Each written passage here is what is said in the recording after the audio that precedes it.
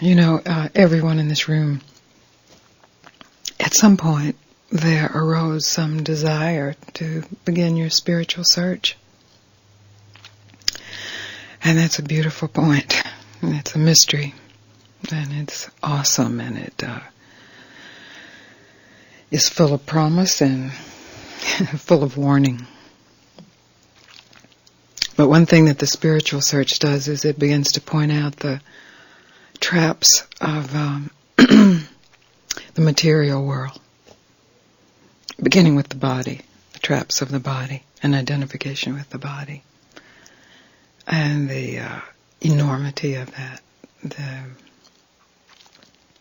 seeming solidity of that because of the flesh, how big that is, and the desires that arise in the body, and the appetites of the body, and the needs of the body, and the survival of the body. This is the primary initial focus of really the spiritual inquiry.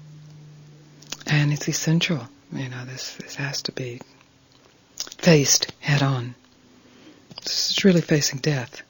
We're talking about death of the body, and I speak about that most of the time. And not that the body has to die, or that the desires have to die, or the impulses have to die, or the appetites have to die, but they have to be met head on, so that the recognition of the truth of who you are is not tied up in the body, not bound, not entrapped in the body. And then the next level, of course, is the emotional traps, and they are huge because they seem much more real because they're more subtle. And they can't actually be located as a physical thing or arising from a physical thing. They just appear, as a flood of energy or withdrawal of energy or some form of emotional life. And then the mental, mental is tied up in all of it. So we even need to talk about the mental because mental is everywhere. Without the mental, there's no identification with the physical, there's no identification with the emotional, and there's no identification with the thought process. So that's the spiritual search right there, is really seeing that, meeting that, the horror of it, the impossibility of it, the frustration of it. And then there comes a time where you have to face the the spiritual body, the spiritual emotions, the spiritual thought process. And those are the spiritual traps. That's the entrapment. And everyone in this room has been entrapped by that. And you're supposed to be. That's part of it. It's not like you're not supposed to get entrapped. You are. You have to get entrapped. In all of it. In the physical, the emotional, the mental, in order to recognize even what a trap is. So since you are spiritual people,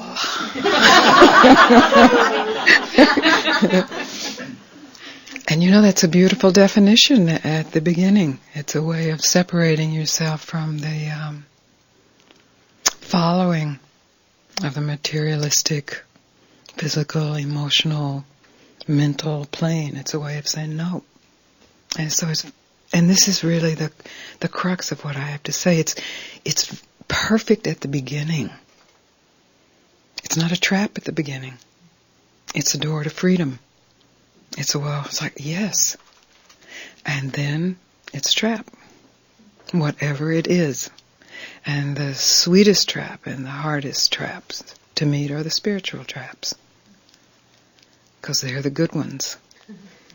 They've conquered the ego.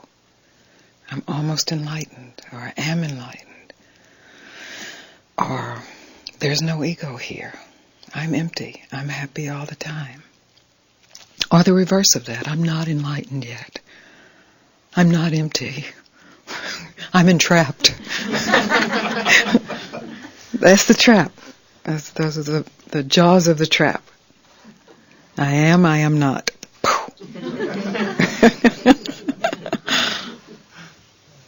And so really the point is, there's nothing wrong with the traps on any level. This, we usually come into the spiritual search really knowing there's something wrong with the physical entrapments and the mental and the emotional entrapments. And then there has to come a time of recognition. It's not about right and wrong. It's not what the issue is. They are what they are, period. And they're simply more than that, much more than that. And when there's an identification with that, there's a lack of recognition of what's more. That's all. It's not that they're right or wrong. They're amazing in their own right. I mean, anybody who's experienced an emotional surge or a physical surge or a mental something knows this is pretty amazing. And that's great.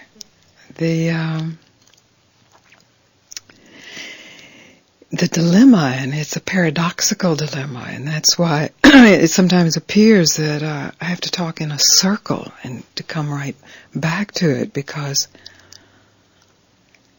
at any place there's a perfection of the recognition of it as a trap or as a door to freedom, and then there's the lie of the recognition of it as a trap or as a door to freedom.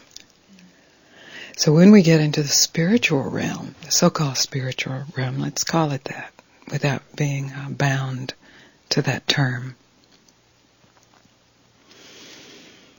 Well, this is why Ramana didn't speak, because finally whatever said is, it's absolutely not true. Whatever is said is absolutely not true, including this that I'm saying right now. That whatever is said is absolutely not true. Yes, and you get that, and that in itself is freedom.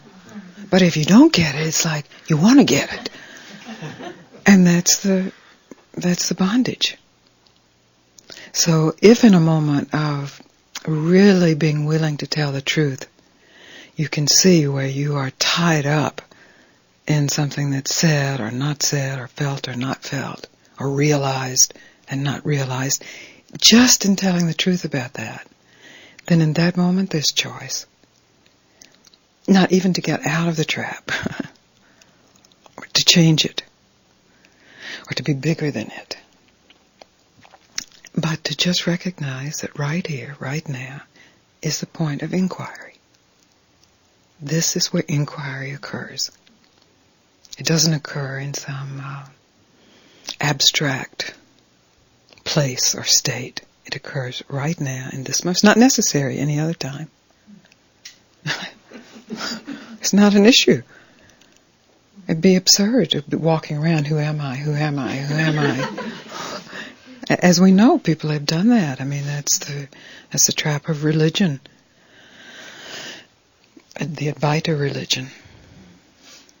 It's only necessary in the moment of experiencing yourself bound, and that moment is a holy moment. Because in that moment, you're telling the truth about what it is you're doing to yourself. And doing it to yourself is not wrong. It's not an issue of right and wrong. It's just the possibility to see that there's much more.